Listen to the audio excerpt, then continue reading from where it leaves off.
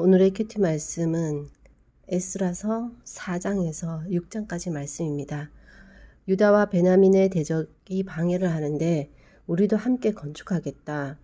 유다 백성의 손을 약하게 하여 건축을 방해하는데 고레스에서부터 다리오 죽기 때까지는 관리들에게 뇌물을 주어서 계획을 막고 아하수에로가 즉위했을 때는 글을 올려서 고발하고 아닥사스 때도 고발을 하는데 이 폐역하고 악한 성읍을 건축하면 조공, 관세, 통행세를 바치지 않을 것이고 왕궁의 소금을 먹음으로 왕의 수치를 당함을 차마 보지 못해서 아뢰는 것이라고 하고 사기에 보면 그들은 폐역하여 항상 반역하고 손해가 되고 왕의 강 건너편 영지가 없어지리이다 라는 말을 해서 왕이 공사를 그치게 하고 다시 조서 내리기를 기다리게 함으로 다리오 2년까지 공사가 중단이 됩니다. 근데 5장에서 선지자 학개스가랴가 하나님 이름으로 예언을 하는데 그래서 스룹바벨과 예수아가 일어나서 성전을 다시 건축하기 시작합니다. 그런데 유브라데 강 건너편 총독 다뜨네와 스달보스네와 그 동관들이 나타나서 이제 묻게 되는 거죠. 그렇지만 하나님이 유다 장로들을 돌보셨으므로 그들이 능히 공사를 막지 못하게 됩니다.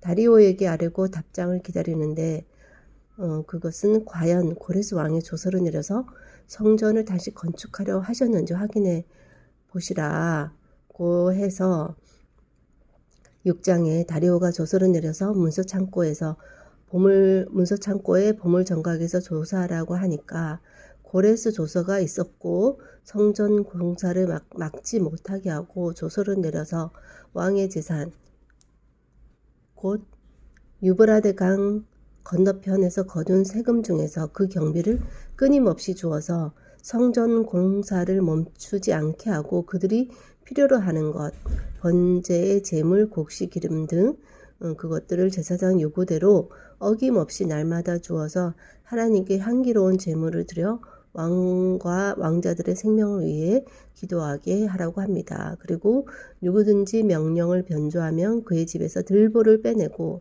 그 위에 메어 달게 하고 그 집에 거르더미가 되게 할 것이고 왕들이나 백성이 이 명령을 변조하고 성전을 헐면 하나님이 그들을 멸하시기를 원하노라 신속히 행하라 하게 됩니다. 그래서 신속히 준행해서 성전 건축하는 일이 형통하므로 다리오 6년 아달월 3일에 끝나게 됩니다.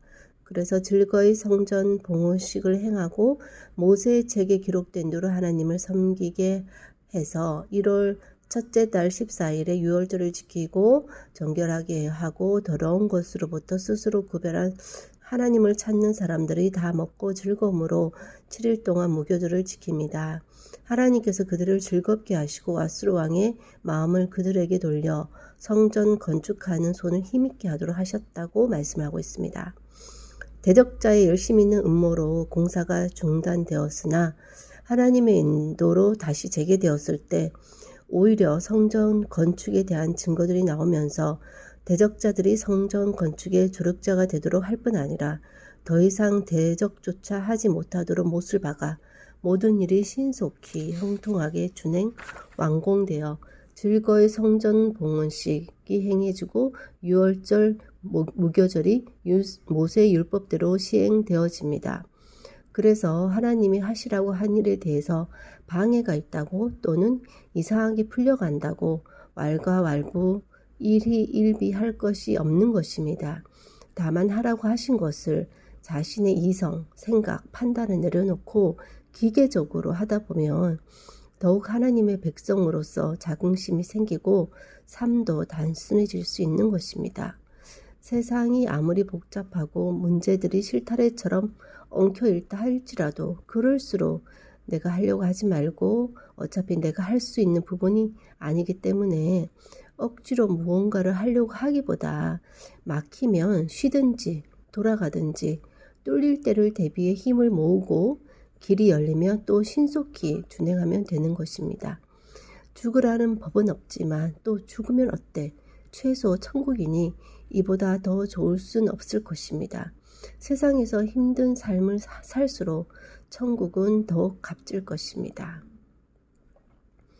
하나님께서 하라고 하신 선정 건축이 인간의 힘으로 아무리 방해가 된다 할지라도 하나님이 하시겠다고 하는데 그 방해는 정말 세 발의 피와 같은 방해밖에 되지 않는데 인간적인 눈으로 볼 때 그 방해가 너무 커 보이는 것은 어쩌면 하나님께 대한 믿음이 부족한 것은 아닌가 그런 생각이 듭니다. 또 한편 또 이런 방해자들을 통해서 하나님께서 또 이루시기 원하시는 하나님의 백성의 믿음이 하나님께로 더욱 시선이 돌려지고 정말 아무리 자신이 생각할 때 큰 방해라도 하나님이 그 마음을 더 큰 권력자의 마음을 움직이시면 오히려 그 방해자들이 자신들은 방해를 하고 싶지만 오히려 조력자의 역할을 해야만 하는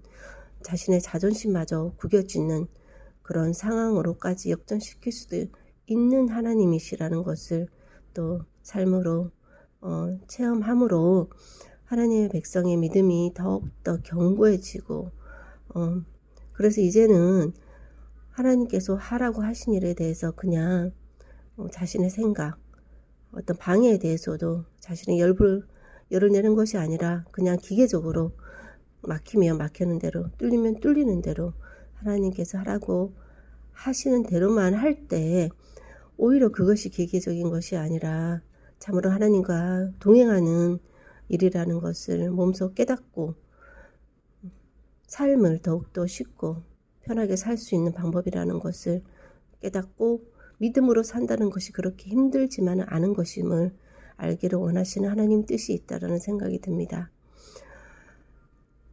아무리 하나님의 뜻이 분명하고 그런데도 그럴수록 더욱 막힘이 있다며 뭐 하다가 죽으면 어때?